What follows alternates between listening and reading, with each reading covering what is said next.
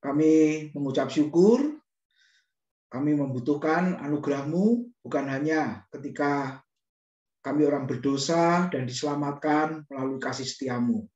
Tapi dalam kehidupan kami sehari-hari, kami juga perlu topangan dari anugerah Tuhan untuk menjalani hari-hari kami. Terima kasih Tuhan buat persekutuan yang indah malam hari ini, seberapa kami boleh memuliakan Tuhan. Sebentar, firman Tuhan akan diberitakan, firman-Mu yang memperlengkapi setiap kami, memberi pengertian kepada setiap kami tentang iman kami, siapa Kristus dan bagaimana kami harus hidup menjadi orang percaya. Terima kasih Tuhan, persiapkan diri kami semua untuk diberkati dengan firman Tuhan. Dalam nama Tuhan Yesus kami sambut firman Tuhan. Amin. Ya, selamat sore saudara-saudara yang dikasihi oleh Tuhan. Hari ini kita akan belajar satu tokoh yang namanya Apolos, saudara-saudara. Nah, sebelum masuk lebih jauh, silakan Bapak Ibu Saudara menjelaskan sedikit apa yang saudara ketahui tentang Apolos. Jadi kalau ada soal siapakah Apolos? Silakan. Siapa yang mau jawab terlebih dahulu? Jadi kalau ditanya siapakah Apolos, kira-kira saudara menjawabnya bagaimana? Mas El dulu. Pernah dengar Apolos, Mas El?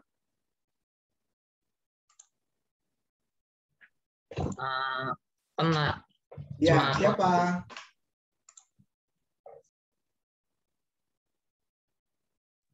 Agak lupa. Lu pernah dengar? Ya, siapa?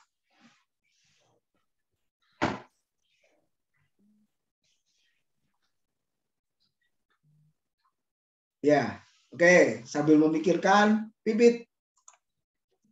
Habis itu Mary ya. Siapa Apolos? Mama nggak dengar tadi ngomong. Halo, suaranya? Halo. Salam. Ya. Halo, Pipit, Mary, Sema, Yada, Yoseba, Gracia, Paula.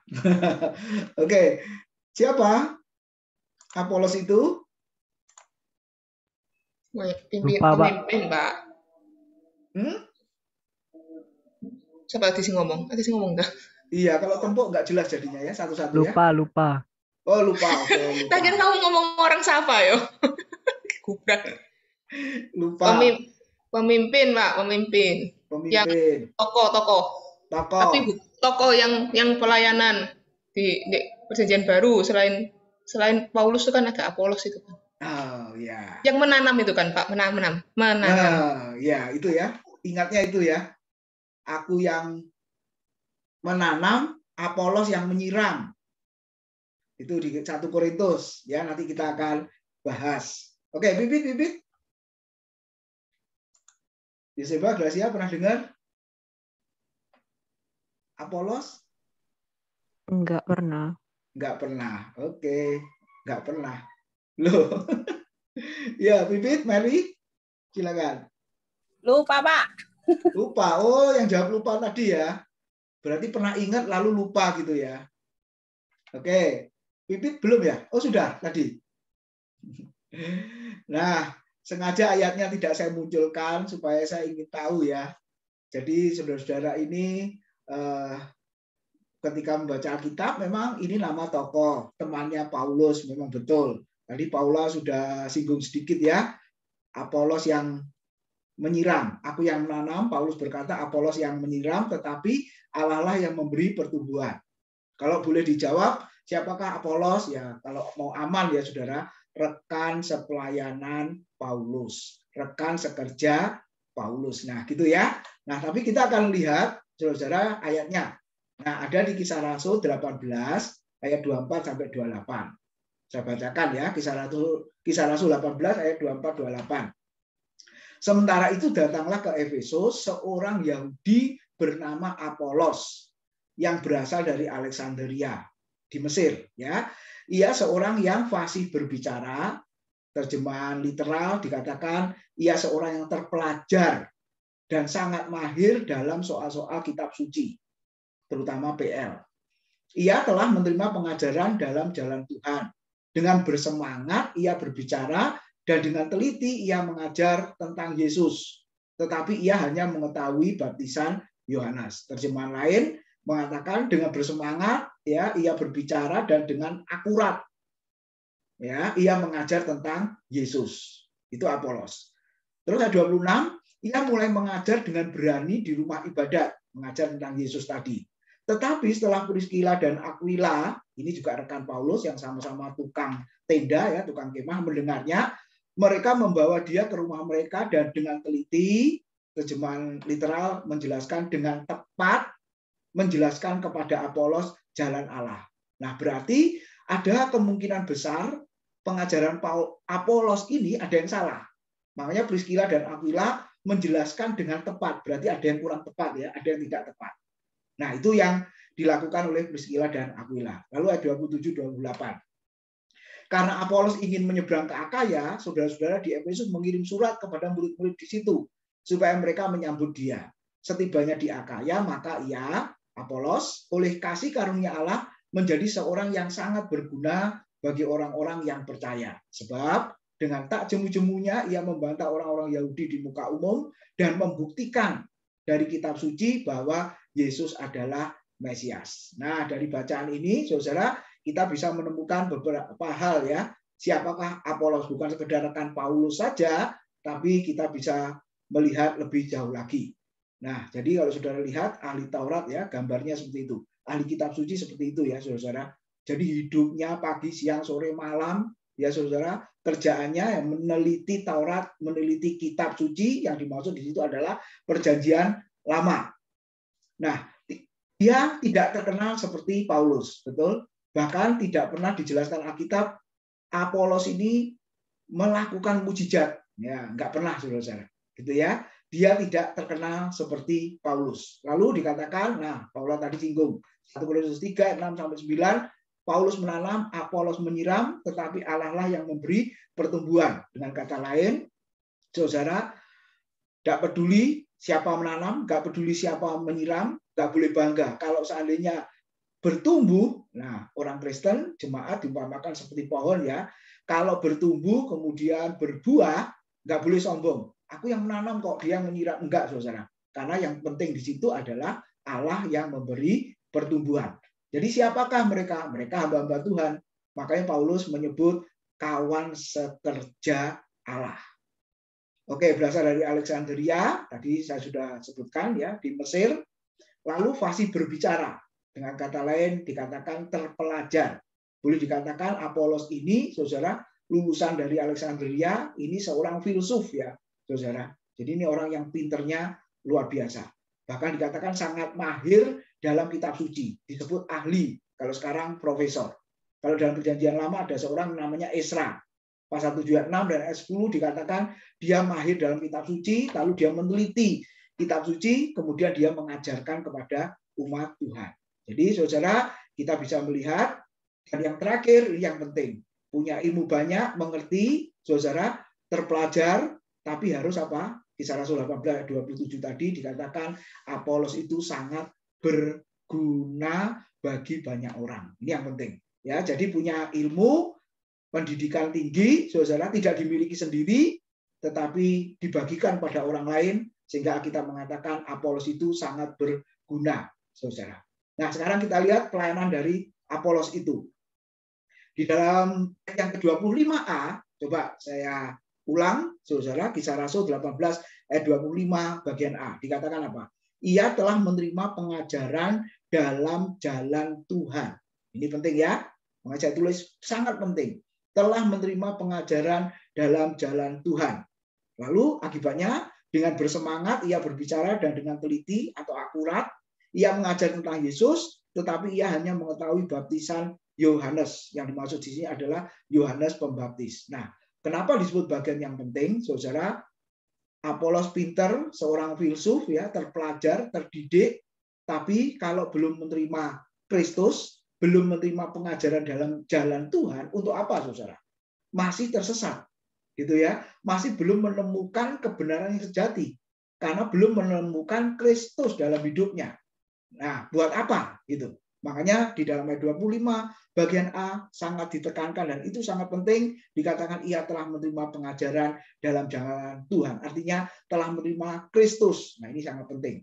Nah, saya berharap kita semua, saudara, hidupmu masih panjang, ya, cita-cita ada yang belum tercapai dan lain sebagainya, silahkan dilanjutkan. Tapi jangan lupa yang penting dalam hidup itu, saudara, apalagi ke depan harus menerima jalan Tuhan, harus menerima Tuhan Yesus Kristus. Itu sangat penting.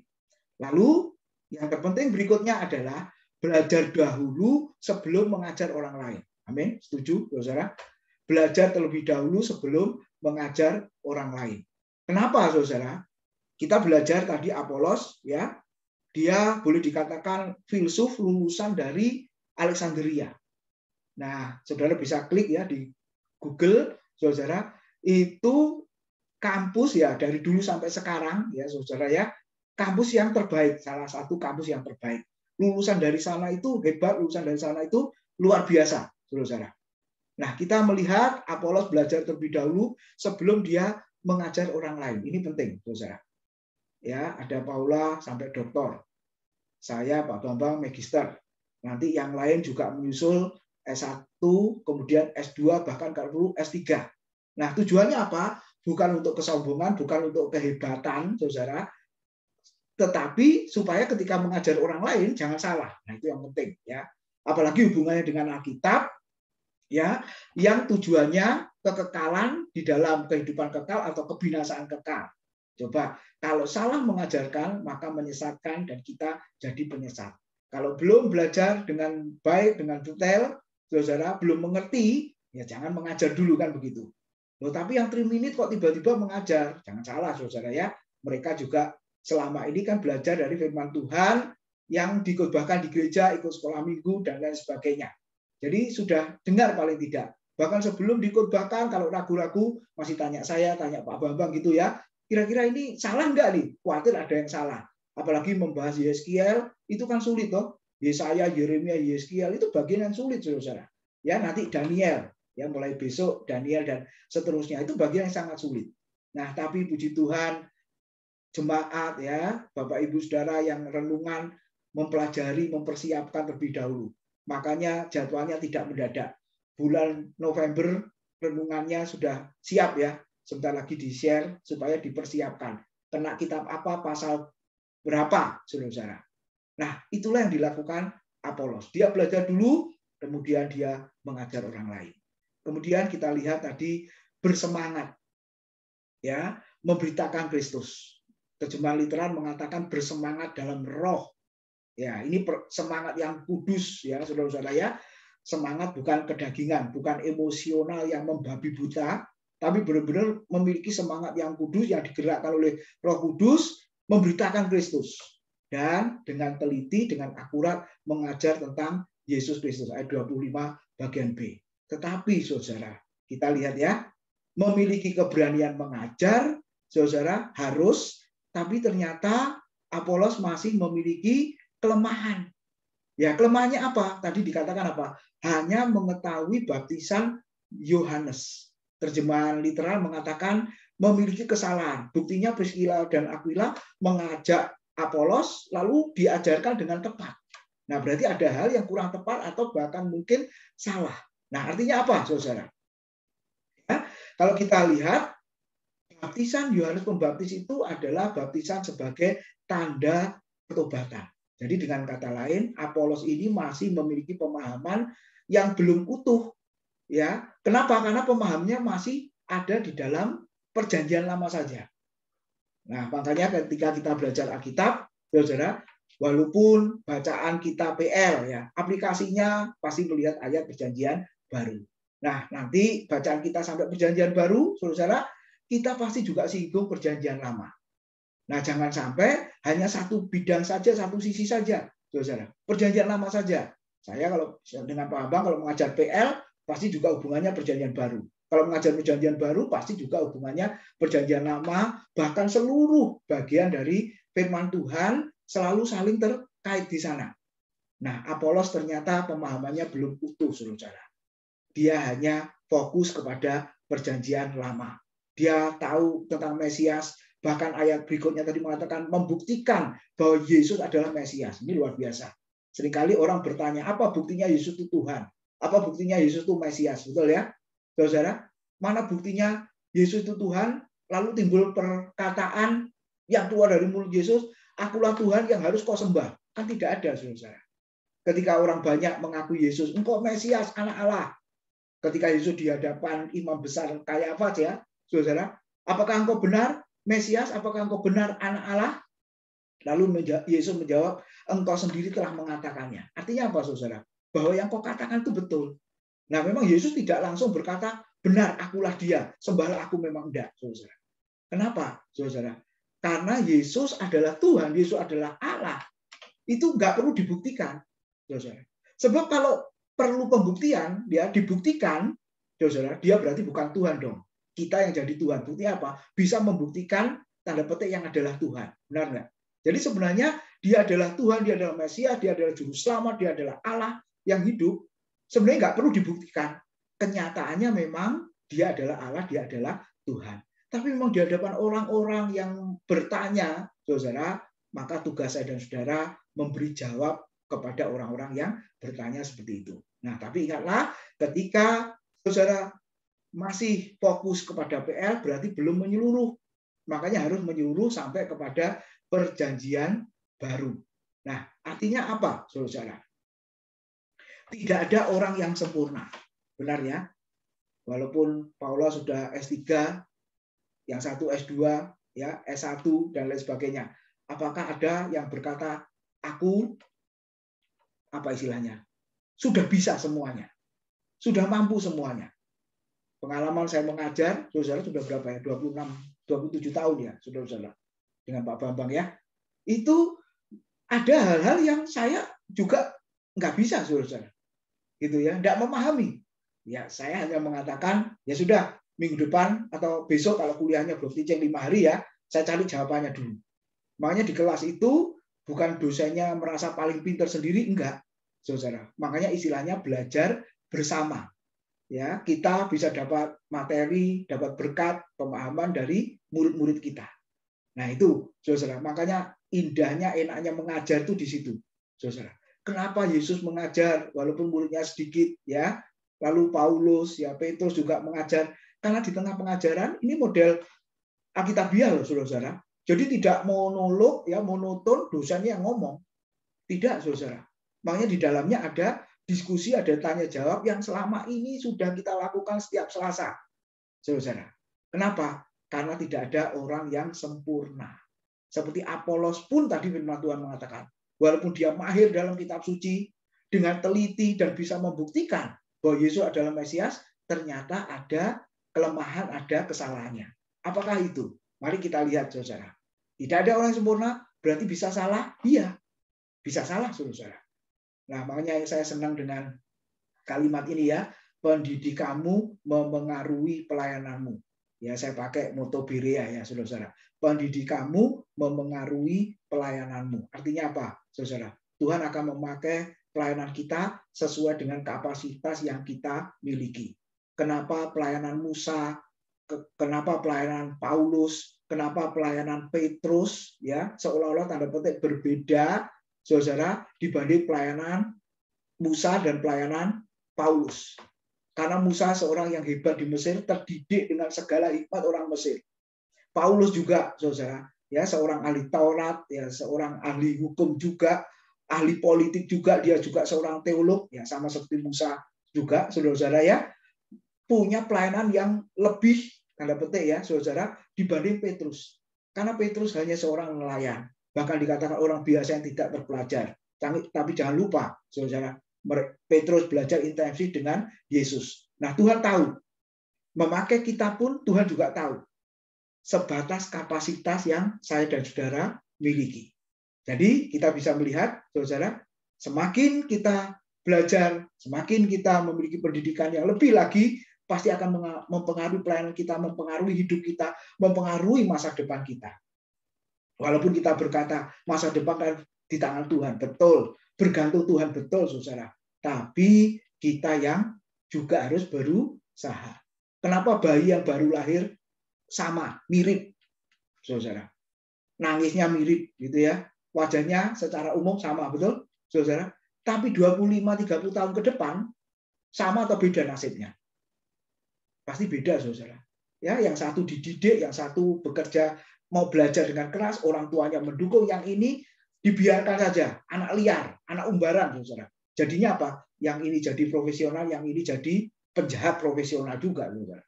Nah, jadi lihat, bayi lahir sama, tapi 25 tahun ke depan pasti berbeda nasibnya. Kenapa, saudara? Karena yang bersangkutan itulah yang mengusahakannya. Jadi kita bisa melihat seperti Apolos, tidak ada orang yang sempurna, ada kesalahan, ada kelemahannya. Tapi kita bisa lihat bagian yang kedua. Ternyata Apolos dengan rendah hati, saudara, bersedia belajar kepada Priskila dan Aquila. Ya, tadi ketika Apolos dengan semangat mengajar tentang Yesus, Priskila dan Aquila mendengar ada yang dikatakan apa, saudara? Kurang tepat, atau dengan kata lain ada kesalahannya. Dan kita bisa melihat ya, dari segi pendidikan, saudara, Priskila dengan Aquila dibanding dengan Apolos tinggi mana? Kita mengatakan Priskila dan Aquila ini sama-sama bekerja sebagai tukang tenda. Kisah Rasul 18 ayat 2 dan 3. Coba kita baca ya. Kisah Rasul 18 ayat 2 dan 3, ayat di atasnya. Di Korintus ia berjumpa dengan seorang Yahudi bernama Aquila yang berasal dari Pontus. Ia baru datang dari Italia dengan Priskila istrinya. Karena Kaisar Claudius telah memerintahkan supaya semua orang Yahudi meninggalkan Roma. Paulus singgah ke rumah mereka. Dan karena mereka melakukan pekerjaan yang sama, yaitu Paulus tinggal bersama-sama dengan Priskila Aquila. Mereka bekerja bersama-sama karena mereka sama-sama tukang kemah. Saudara, lihat, Priskila dan Aquila sebenarnya orang awam, bekerja sebagai tukang tenda, seperti Paulus juga bekerja sebagai tukang tenda. Tapi saudara lihat, apa rendah hatinya Apolos itu? Seorang teolog, seorang akademis, seorang berpendidikan tinggi, saudara, dengan rendah hati mau menerima penjelasan dari Priskila dan Aquila. Siapa Priskila Aquila? Orang awam. Mungkin nggak sampai S1, saudara. Yang ini S3. Nah, gambarannya gitu ya. S3 mau belajar kepada S1. Kenapa tidak? Nah, seringkali kan kita merasa, aku sudah S3, aku sudah S2 kok. Ngapain dengar kamu S1 atau yang boleh dikatakan kamu S0, belum lulus, bahkan nggak lulus. Nah, itulah kadang-kadang kesombongan manusia. Tapi hari ini kita belajar Apolos tidak memiliki sikap hati yang seperti itu. Menyadari ada kelemahannya dan dengan rendah hati mau belajar. Ini penting ya, saudara ya. Sebab kalau kita selesai di situ, maka pemuritan itu selesai. Selesai belajar, selesai mengupgrade diri, saudara, maka proses pembelajaran, pemuritan itu akan juga berakhir. Priskila dan Aquila belajar langsung dari Paulus, saudara. Kalau dari segi pemahaman, pengetahuan firman, karena belajar langsung dari Paulus, saya percaya pemahamannya juga baik, ya, saudara. Pemahamannya juga bagus sehingga bisa mengajar kepada Apolos. Lalu yang ketiga, yang terakhir, ayat 27 bagian B tadi dikatakan Apolos akhirnya menjadi sangat berguna bagi orang lain. Coba saya baca ayatnya, cuma literal ya. Dan ketika Apolos bermaksud menyeberang ke Akaya, untuk membesarkan hatinya, saudara-saudara menulis kepada para murid agar menyambut Apolos, yang setelah tiba, dia menolong banyak orang yang menjadi percaya melalui anugerah. Makanya tadi lagu yang terakhir, kita butuh anugerah Tuhan. Ya, saudara, ternyata menjadi sangat berguna bagi orang lain, bukan bergantung pendidikannya tinggi, kemampuan, kekuatan, kehebatannya tidak. Tapi Apolos ini mengutamakan ada anugerah Tuhan yang sudah diberikan kepadanya sehingga hidupnya bisa berguna menjadi berkat bagi banyak orang.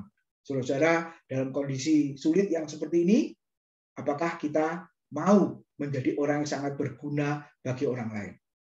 Kita sudah belajar dari Apolos, dia sangat berguna. Kenapa, saudara? Karena ada unsur anugerah Tuhan, dan memang sebelumnya dia mempersiapkan diri dengan belajar sehingga hidupnya dipakai Tuhan lebih lagi. Lalu di bagian akhir dikatakan berani menyampaikan kebenaran firman Tuhan. Bahkan dikatakan tadi apa? Jemu-jemu membantah di muka umum. Terjemahan literal mengatakan dengan penuh semangat dia, Apolos, mempersalahkan orang-orang Yahudi di muka umum. Lihat saudara, orang-orang Yahudi berpikir tentang Mesias itu secara politis. Yang sudah dinubuatkan perjanjian lama akan hadir, memerintah, lalu akan menggulingkan pemerintahan yang sah waktu itu, yaitu pemerintahan Roma, secara politis. Nah, pemahaman yang seperti itu yang dimiliki oleh orang-orang Yahudi pada umumnya, Apolos membantah di situ ya, mempersalahkan, lihat, orang-orang Yahudi di hadapan umum. Saudara, kita bisa merenungkan, kalau menegur, mempersalahkan, mungkin orang berkata apa? Jangan di hadapan umum dong, gitu ya. Panggil 4 mata dan sebagainya. Betul, nasihat firman Tuhan juga memerintahkan seperti itu. Jangan di hadapan umum, nanti banyak orang yang tahu. Bukankah orang yang mengasihi itu menutupi kesalahan, tidak mengumbar atau apa saudara ya? Menyatakan kesalahan di hadapan banyak orang sehingga orang itu dipermalukan. Betul, saudara. Tapi ada bagian-bagian yang sangat penting yang harus ditegur di hadapan banyak orang. Kenapa? Karena banyak orang juga memiliki pemikiran yang salah. Makanya ditegur dengan keras di situ. Nah, inilah yang dilakukan oleh Apolos, saudara. Lalu yang terpenting, dia bisa membuktikan dari kitab suci dalam perjanjian lama bahwa Yesus adalah Mesias. Saudara, ini tadi yang dikatakan dia sangat berguna. Jadi kesimpulannya apa, saudara? Sama seperti saya dan saudara, harus seperti Apolos.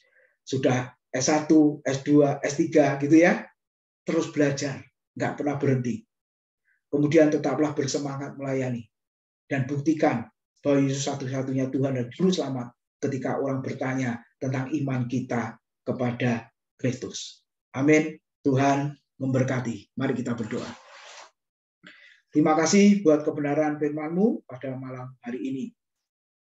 Kami sudah belajar dari Apolos, hamba Tuhan, rekan sekerja dari Paulus, secara akademis sudah diperlengkapi, tetapi ternyata masih ada kesalahan, masih ada kelemahan.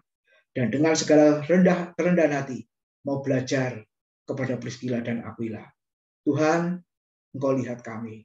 Seringkali kami tidak bersikap seperti Apolos, kami merasa sudah tahu semuanya. Kami merasa kesombongan itu ada dalam hidup kami. Tapi biarlah malam hari ini Engkau merendahkan hati kami, hidup kami, bahwa kami tidak ada yang sempurna. Kami penuh kelemahan, kami penuh keterbatasan. Oleh sebab itu, kami terus mengandalkan anugerah Tuhan dalam hidup kami. Terima kasih, Kau memberkati seluruh anak-anak-Mu yang sudah hadir malam ini. Dalam nama Tuhan Yesus, kami sudah berdoa dan bersyukur. Amin.